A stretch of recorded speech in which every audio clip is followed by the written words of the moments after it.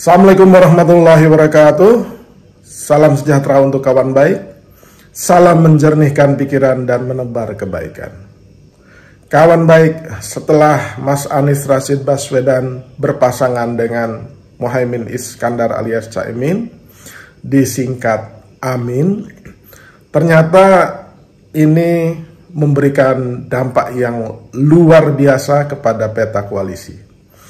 Karena calon yang lain ya harus berpikir dan berhitung ulang siapa yang akan dijadikan pasangannya. Jadi pasti publik penasaran. Kawan baik semua bertanya-tanya, siapa nanti yang akan dipilih oleh Pak Prabowo Subianto dan siapa yang akan dipilih oleh Mas Ganjar Pranowo sebagai pasangannya. Karena perhitungan keduanya pasti mempertimbangkan berubahnya ya, bukan memutar haluan ini, berubahnya haluan politik Partai Kebangkitan Bangsa bersama Caimin dari tadinya di Kebangkitan Indonesia Raya, nama koalisinya, tapi kemudian berubah ke koalisi perubahannya Mas Anies gitu. Ya sebenarnya ketika Caimin berada di koalisi Kebangkitan Indonesia Raya yang berubah menjadi koalisi Indonesia Maju setelah bergabungnya Golkar dan PAN, ini posisi Pak Prabowo Subianto karena didukung oleh PKB, Golkar, PAN, kemudian belakangan Partai Gelora itu sebenarnya lumayan kuat.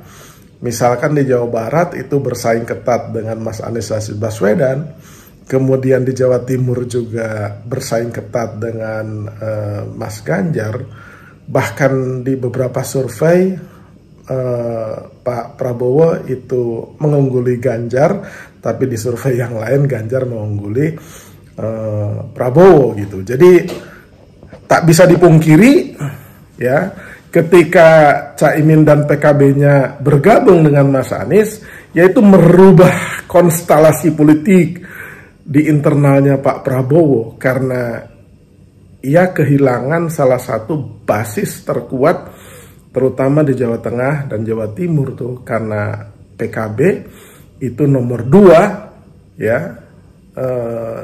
perolehan suaranya di Jawa Timur, juga kalau tidak salah nomor 2 di Jawa Tengah gitu. Jadi jaringan Nahdliyin ini tak bisa dianggap remeh. Jadi ketika Caimin kemudian memutuskan berpasangan dengan Mas Anies, ya bisa dipahami ketika Mbak Yeni Wahid, anak dari Kiai Haji Abdurrahman Wahid, salah satu tokoh dan legenda Nahdlatul Ulama ya, kalangan Nahdliyin, itu kemudian bertemu dengan Pak Prabowo. Tetapi ya ini merupakan juga langkah kuda, tetapi tidak serta-merta menjadikan Mbak Yeni itu sebagai pendukungnya Pak Prabowo Subianto atau menjadi calon cawapresnya Pak Prabowo, karena di beberapa pemberitaan setelah pertemuan itu ternyata Mbak Yeni ya belum memutuskan apakah ke Prabowo, apakah ke Mas Ganjar. Jadi dua opsi itu masih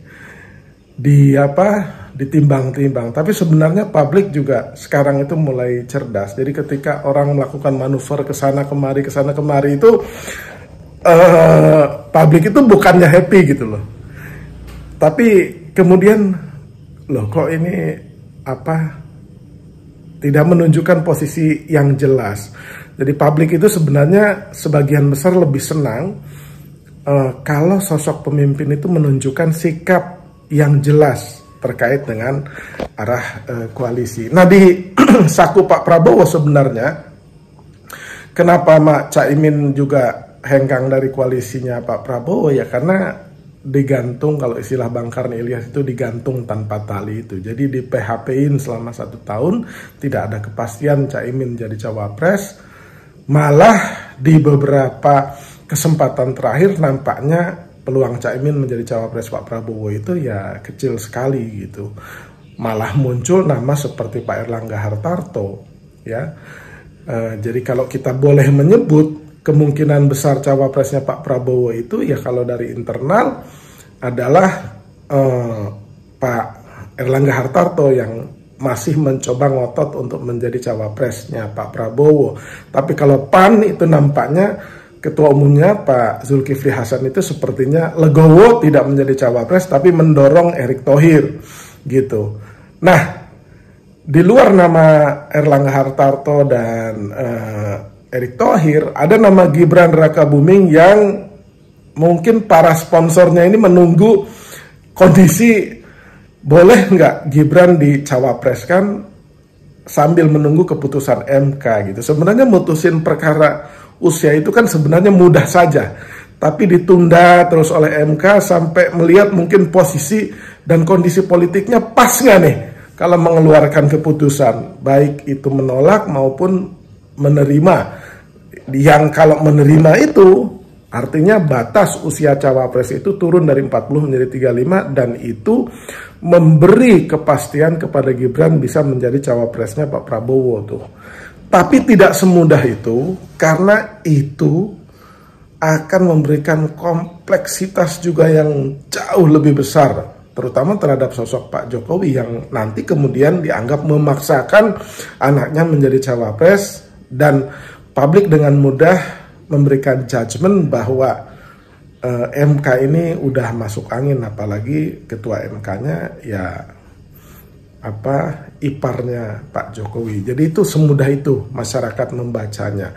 Jadi Pak Prabowo ini juga amat sangat hati-hati dengan keluarnya Caimin menentukan cawapres, walaupun dia guyon menyatakan Erick, kemudian Gibran. Terus kemudian ada satu nama yang disebut-sebut juga sekarang, namanya Ridwan Kamil, yang memang di setiap survei tentang sosok cawapres yang punya popularitas dan elektabilitas juga lumayan, ya, Ridwan Kamil, gubernur Jawa Barat tuh.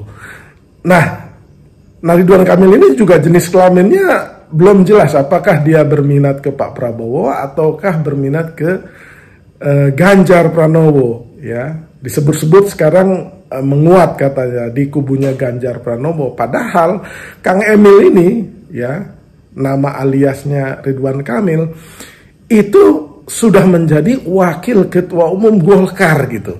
Anda bisa bayangkan tuh, wakil ketua umum Golkar tapi masih main mata dengan Mas Ganjar tuh. Ya siapapun yang kalau ditawarin cawapres ya tentu saja senang, namanya cawapres, ya kan. Nah jadi apakah ada nama lain di luar nama ini di kubunya Pak Prabowo? Ya paling mungkin saja Pak Mahfud MD, mungkin. Karena dengan keluarnya Caimin itu memberikan lubang yang besar di kubu Pak Prabowo, dengan kemungkinan besar hilangnya suara Nahdliyin yang cukup signifikan yang akan dibawa oleh Caimin ke Mas Anies tuh. Jadi itu, ya, kalau mungkin nggak Mbak Hovifah? Ya mungkinnya sih mungkin saja, tapi kecil sekali. Rasanya Mbak Hovifah itu sudah memutuskan tidak akan ikut cawe-cawe di Pilpres, dia akan maju lagi di gubernur tuh. Itu informasi yang sudah beredar luas. Jadi kira-kira itu, di luar nama-nama itu rasanya jauh lebih kecil lagi peluangnya. Nah sementara di kubu Mas Ganjar Pranowo ini juga lebih menarik lagi, karena kalau dari internal partainya, ya kan, koalisinya PDIP dan Mas Ganjar ini didukung oleh Hanura, Perindonya Haritanu, kemudian kalau Hanura ketua umumnya Usman Sabta Odang, kemudian juga P3. Nah kalau Perindo dan Hanura kan tidak punya kursi di DPR RI, tapi kalau P3 itu punya.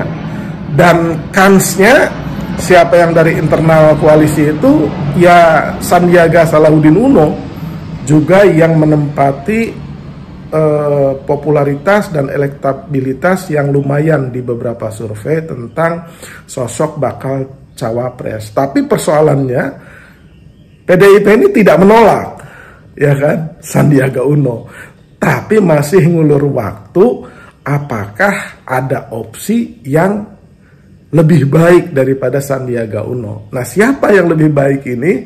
Lah keluarlah nama Pak Mahfud, kemudian Pak Ridwan Kamil, kemudian Pak Nazar, imam besar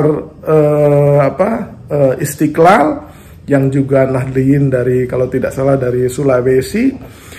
Di luar nama itu, rasa-rasanya kalau nama Haritanu atau Osman Sabta, mereka sudah legowo tuh untuk menjadi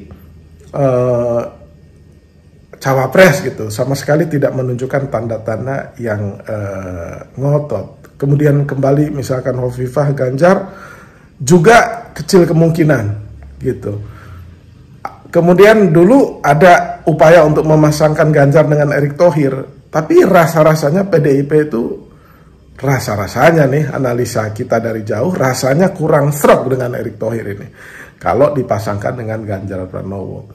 Jadi ya opsinya itu, nanti akan lihat apakah prediksi Nur Iswan Channel itu terbukti atau tidak dengan nama-nama yang itu. Sementara per tanggal 8 September ini, rasa-rasanya itulah nama-nama untuk menjadi bakal calon wakil presidennya Prabowo maupun Ganjar. Sementara kalau Mas Anies sudah selesai kebingungannya, koalisi perubahan juga sudah selesai, memang ada riak-riak kecil, tapi semua sudah memperlihatkan statement-statement yang penuh kedewasaan dalam politik lah gitu. Kira-kira itu, kawan baik, terima kasih.